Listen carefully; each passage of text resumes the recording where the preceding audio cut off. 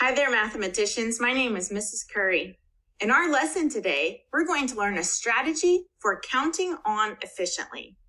Efficient means when you do something in a way that makes solving problems easier and faster. For example, if I wanted to add 5 and 3, I could count all my fingers. 1, 2, 3, 4, 5, 6, 7, 8, and get the correct answer. Absolutely.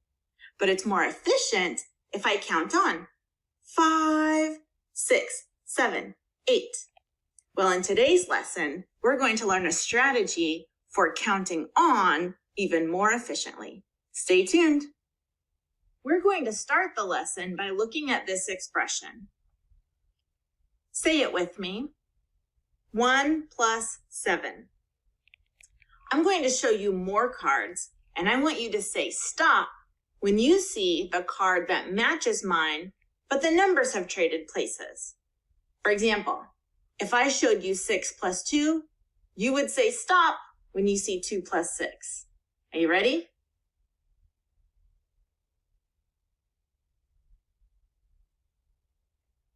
Wow, okay. I heard everybody say stop. On your whiteboard, draw a true number sentence with an equal sign joining these two expressions.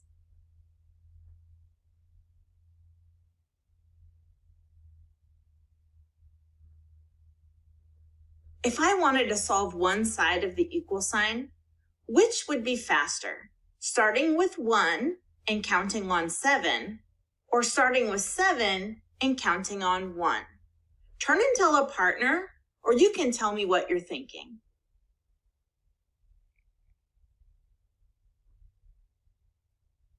Let's try counting on both ways, and we'll decide together. Let's start with 1 plus 7. I'm going to get 1 in my head. 1, 2, 3, 4, 5, 6, 7, 8.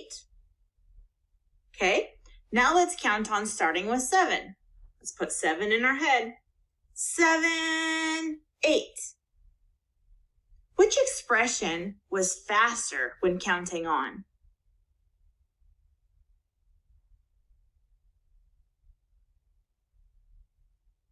What made 7 plus 1 faster?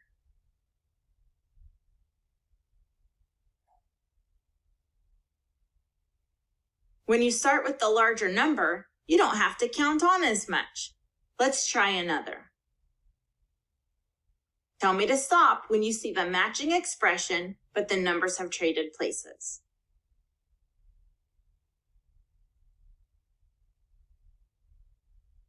There it is.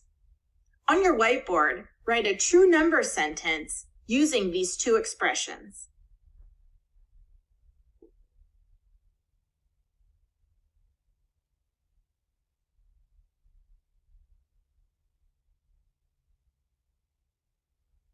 Did your number sentence look like mine? If it didn't, go ahead and fix it now.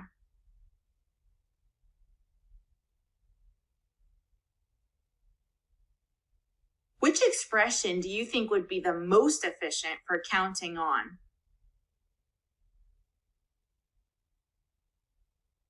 Let's count on both ways and we'll decide again together. Let's start with 2 plus 5. Let's get 2 in your brain. 2, 3, 4, 5, 6, 7. Okay, now let's start with 5. Let's get 5 in your brain.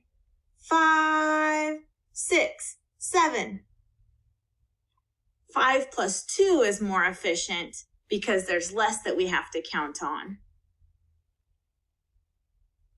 Let's try another one. I think you're getting pretty good at this. Say stop when you see the expression that matches 6 plus 3, but the numbers have switched places. There it is. Write a true number sentence using these two expressions.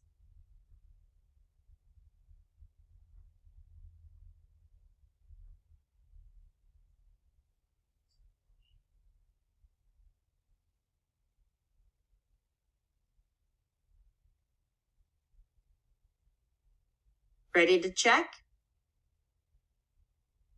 Did yours look like mine? Pat yourself on the back. Which expression would be the most efficient for counting on? 6 plus 3. Because 6 is larger than 3, so there's less that we have to count on. Count on with me, starting with 6. 6, 7, 8, 9. Great job. It's really efficient when counting on when we start with the larger number. Let's think about our learning today. It's kind of a big deal what you did. I'll show you what I mean. I'm going to tell you a math story and I want you to follow along. Mrs. Curry ate 3 olives. Then she ate 5 more olives. How many olives did she eat all together? If I wanted to count on to solve this, which number should I start with? 3 or 5? Go ahead and say it out loud. We should start with 5 because 5 is larger than 3. We won't have to count on so much. So let's count on from 5. 5, 6, 7, 8. Look how efficiently we counted on. Have I ever told you that I love black olives? What's your favorite food?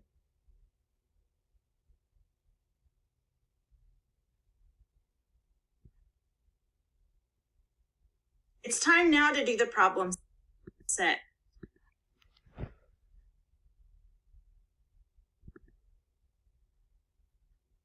Your favorite food? Maybe it's strawberries or cereal, or maybe you love olives just as much as I do. Try seeing your food in 2 parts and then teach somebody around you to efficiently count on by starting with the larger number. Have fun, everybody. See you next time.